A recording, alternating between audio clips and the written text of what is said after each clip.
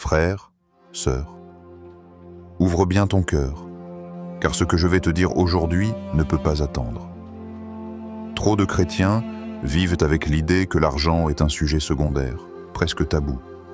Et pourtant, Dieu parle de gestion, de semences, de récolte dans toute la Bible. Pourquoi?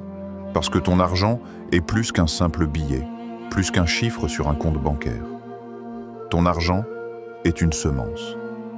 Et une semence n'a pas de valeur si elle reste enfermée. Elle porte du fruit seulement quand elle est plantée, arrosée et cultivée. Dieu ne t'a pas donné ce que tu as pour que tu l'enterres par peur, ni pour que tu le gaspilles dans l'instant. Il t'a confié un dépôt, une responsabilité, et il attend que tu le fructifies pour sa gloire, pour le bien de ta famille, et pour bénir ceux qui t'entourent. Regarde autour de toi. Les défis financiers, les dettes, le stress lié au travail, les projets retardés, tout cela n'est pas une fatalité. Ce sont des terrains où Dieu peut apprendre la gestion, la fidélité et la foi. Et aujourd'hui, il t'appelle à voir ton argent autrement. Non pas comme un poids, mais comme une opportunité. Non pas comme une malédiction, mais comme une semence capable de produire abondance et bénédiction. Ton Père Céleste veut t'apprendre à fructifier, pas dans l'avidité, mais dans la sagesse. Pas dans la peur, mais dans la confiance.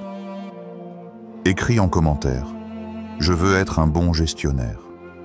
Si ton cœur désire honorer Dieu avec ce qu'il t'a confié, ne pars pas maintenant. Tu risques de manquer ce que Dieu veut vraiment te dire. Et si ce message t'encourage, abonne-toi. On avance ensemble. 1. Tout appartient à Dieu. Frère, sœur, la première vérité que tu dois graver dans ton cœur, c'est celle-ci. Rien de ce que tu as ne t'appartient vraiment. Tu n'es pas propriétaire, tu es intendant. La Bible dit dans Psaume 24, 1, « À l'Éternel la terre et ce qu'elle renferme, le monde et ceux qui l'habitent. » Chaque bien que tu possèdes, chaque billet, chaque pièce, même le souffle de ta vie, tout appartient à Dieu. Il t'a confié ces choses pour un temps, comme un père prête à son enfant un outil pour apprendre à travailler. Tu peux l'utiliser avec sagesse ou le négliger. Mais un jour, Dieu demandera des comptes. Qu'as-tu fait avec ce que je t'ai donné? Imagine une personne qui reçoit une maison à garder. Cette maison n'est pas la sienne, mais elle doit en prendre soin, comme si c'était la sienne. Elle doit nettoyer, protéger, réparer, entretenir. Si elle la laisse se détériorer, ce n'est pas seulement une négligence, c'est une trahison de la confiance du propriétaire. De la même manière, Dieu t'a confié ton argent, ton temps, tes dons. Quand tu les vois comme ton bien, tu deviens avare ou insouciant. Mais quand tu les vois comme sa richesse confiée à tes mains, ton attitude change. Tu cherches à honorer Dieu dans chaque dépense, dans chaque investissement, dans chaque partage. Prenons un exemple concret. Imagine Marie, une jeune femme qui travaille dur pour subvenir aux besoins de sa famille. Son salaire n'est pas énorme, mais chaque fin de mois, elle a une petite somme de côté. Au lieu de dire « c'est mon argent, je fais ce que je veux », elle prie avant de l'utiliser. Parfois, Dieu lui met à cœur d'aider une voisine qui manque de nourriture. D'autres fois, elle décide d'investir dans une petite activité pour générer plus de revenus. Et dans tout ça, elle garde un cœur reconnaissant. Résultat, bien que ses moyens soient limités, elle expérimente la paix. Pourquoi? Parce qu'elle a compris que ce n'est pas son argent. C'est la provision de Dieu, et elle en est seulement la gestionnaire. Et quand tu gères bien ce que Dieu te confie, il ouvre toujours plus de portes. Regarde l'émotion qui découle de cette vérité. Quand tu reconnais que tout appartient à Dieu, la peur de manquer s'efface. La comparaison avec les autres s'efface. Tu n'as plus besoin de courir après le luxe ou de t'angoisser pour demain. Parce que tu sais que tu n'es pas le propriétaire, tu es l'enfant du propriétaire. Et ton Père prend soin de toi. Alors, chaque fois que tu reçois ton salaire, une aide, un gain, arrête-toi un instant. Lève les yeux au ciel et dis « Seigneur, merci. Tout vient de toi. Apprends-moi à bien gérer ce que tu m'as confié. C'est là que commence le vrai fructifier, non pas dans la peur de perdre, mais dans la reconnaissance de celui qui donne. Deuxième Dieu bénit la fidélité dans les petites choses. Frères, sœurs, écoute bien. Dieu n'attend pas de toi que tu sois riche pour commencer à fructifier ton argent. Il attend de toi la fidélité, même dans les petites choses. Jésus l'a dit dans Luc 16, 10. Celui qui est fidèle dans les petites choses l'est aussi dans les grandes, et celui qui est injuste dans les petites choses l'est aussi dans les grandes. Cette parole est puissante. Elle veut dire que Dieu regarde plus ton cœur que ton compte bancaire. Il ne juge pas ton potentiel par le montant que tu as en main, mais par la manière dont tu en prends soin. Souvent, on pense que pour fructifier, il faut déjà avoir beaucoup.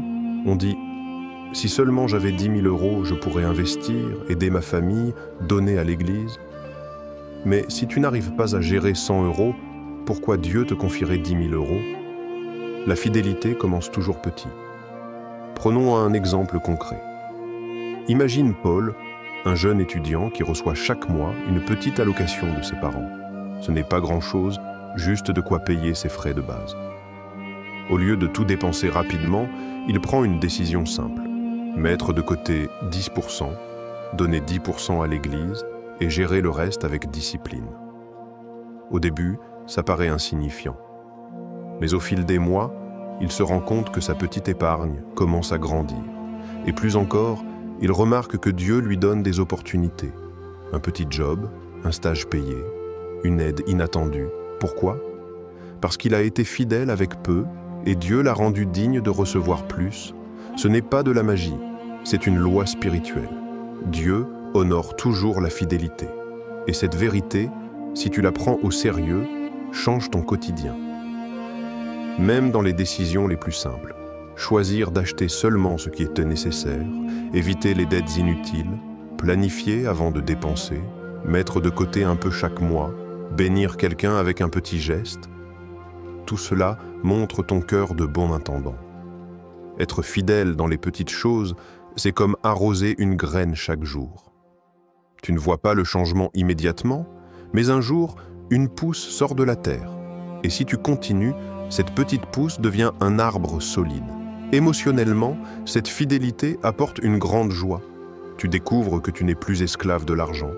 Tu apprends la patience, la discipline, et surtout, tu expérimentes la paix de savoir que Dieu marche avec toi dans tes finances.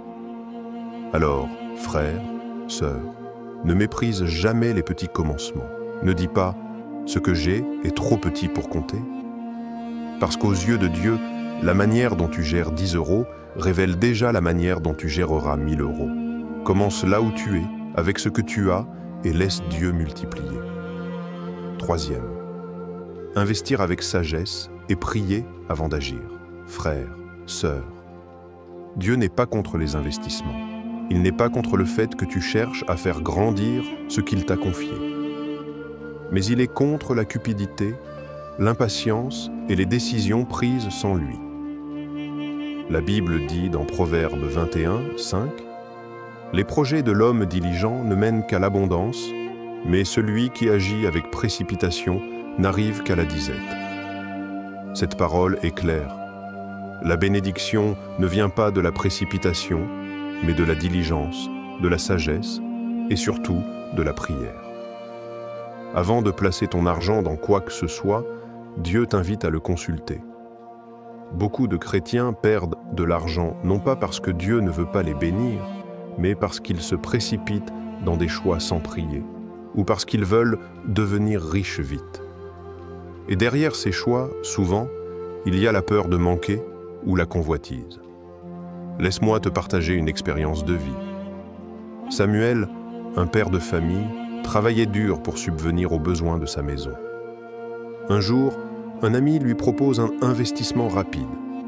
Mettre une somme dans un projet soi-disant très rentable qui promettait de doubler l'argent en quelques semaines. Samuel hésite, mais il est tenté, car il voulait vite payer ses dettes et améliorer la vie de sa famille. Sans vraiment prier ni chercher de conseils, il met toutes ses économies dans ce projet. Quelques mois plus tard, tout s'écroule. L'argent est perdu, le projet était une arnaque. Ce qu'il a retenu de cette expérience douloureuse, c'est une leçon biblique. Toujours consulter Dieu avant d'agir. Après cette perte, Samuel a commencé à prier avant chaque décision financière. Il a appris à attendre la paix dans son cœur avant d'investir, à demander conseil à des personnes sages, à ne pas céder à la pression de l'urgence. Aujourd'hui, il a repris petit à petit des investissements plus simples et stables, avec prière et discipline, et il voit la main de Dieu. Cette expérience nous enseigne une vérité. Investir sans Dieu, c'est comme naviguer sans boussole. Mais investir avec Dieu, c'est marcher dans une lumière qui éclaire chaque pas. Et cette vérité, si tu l'appliques, change ton rapport à l'argent. Tu n'agis plus par peur ni par avidité, mais par foi et par sagesse.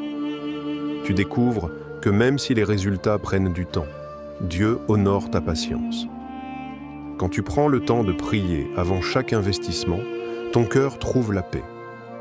Et même si tout ne va pas comme prévu, tu sais que tu n'as pas agi seul, tu as marché avec ton Père. Cette paix-là vaut plus que n'importe quel gain rapide. Alors, frère, sœur, avant de placer ton argent quelque part, arrête-toi. Mets-toi à genoux. Demande au Seigneur, est-ce que cette décision t'honore? Est-ce le bon moment? Et attends sa paix. Parce que la vraie prospérité n'est pas seulement dans le gain matériel, elle est dans la certitude que tu marches dans la volonté de Dieu. Quatrième, la générosité multiplie toujours, frères, sœurs. Il existe une loi spirituelle que rien ni personne ne peut changer. Ce que tu donnes, Dieu le multiplie. La Bible le dit dans Proverbes 11, 25. L'âme bienfaisante sera rassasiée, et celui qui arrose sera lui-même arrosé. Autrement dit, celui qui choisit de semer avec un cœur généreux ne se vide jamais. Au contraire, Dieu s'arrange toujours pour remplir à nouveau ses mains. La générosité n'est pas une perte, c'est une semence. Et chaque semence donnée dans l'amour finit par produire une moisson. Mais soyons honnêtes, donner n'est pas toujours facile. Quand on a peu, la tentation est grande de tout garder pour soi, de protéger chaque pièce. Pourtant, c'est précisément dans les moments où on pense manquer que le geste de générosité a le plus de puissance. Laisse-moi partager un exemple de vie. Claire, une maman célibataire, travaillait dur pour nourrir ses enfants. Son salaire ne suffisait pas toujours, et certains mois, elle devait faire des choix difficiles entre payer les factures et acheter assez de nourriture. Un dimanche, à l'église, elle sent dans son cœur que Dieu l'invite à donner une partie de ce qu'elle a, même si c'était une petite somme. Honnêtement, elle hésite. Elle se dit, si je donne ça, comment je vais nourrir mes enfants cette semaine? Mais malgré la peur, elle obéit. La semaine suivante, quelque chose d'inattendu arrive. Une voisine frappe à sa porte et lui apporte des sacs de provisions, disant qu'elle avait pensé à elle. Quelques jours plus tard, son employeur lui annonce une prime exceptionnelle pour son travail. Claire a compris à ce moment-là une vérité profonde. Tu ne peux jamais donner à Dieu sans que lui-même te rende au centuple. Cet exemple nous montre que la générosité n'appauvrit pas, elle ouvre la porte à la provision divine. Quand tu donnes avec un cœur sincère, tu invites Dieu lui-même à intervenir dans tes finances. Frères, sœurs, la générosité n'est pas seulement une question d'argent, c'est une attitude de cœur. C'est donner du temps à quelqu'un qui est seul, offrir un repas à une personne dans le besoin, soutenir une œuvre qui répand l'Évangile. Et chaque fois que tu choisis de donner, tu ressembles un peu plus à ton Père céleste, car Dieu lui-même est le plus grand donateur. Il a donné son Fils unique pour toi et moi. Émotionnellement, la générosité apporte une paix et une joie profonde. Tu découvres que ton bonheur ne vient pas de ce que tu accumules, mais de ce que tu transmets. Tu ressens une liberté nouvelle, car ton cœur n'est plus attaché à l'argent, mais à l'amour de Dieu. Alors, retiens ceci. Si tu veux fructifier ton argent comme chrétien, apprends à donner. Pas par obligation, pas par peur, mais par amour et foi. Parce que dans le royaume de Dieu, ce que tu arroses chez les autres devient une pluie de bénédictions pour ta propre vie. 5e. Ne jamais oublier le vrai trésor, frère, sœur. Oui, Dieu veut que tu fructifies ton argent, mais il veut surtout que tu ne perdes jamais de vue le véritable trésor. Jésus nous le rappelle dans Matthieu 6, 19 à 20. « Ne vous amassez pas des trésors sur la terre, où la teigne et la rouille détruisent et où les voleurs percent et dérobent, mais amassez-vous des trésors dans le ciel, où la teigne et la rouille ne détruisent point, et où les voleurs ne percent ni ne dérobent. La vérité est claire. Ton argent, tes biens, tout ce que tu possèdes ici-bas reste temporaire.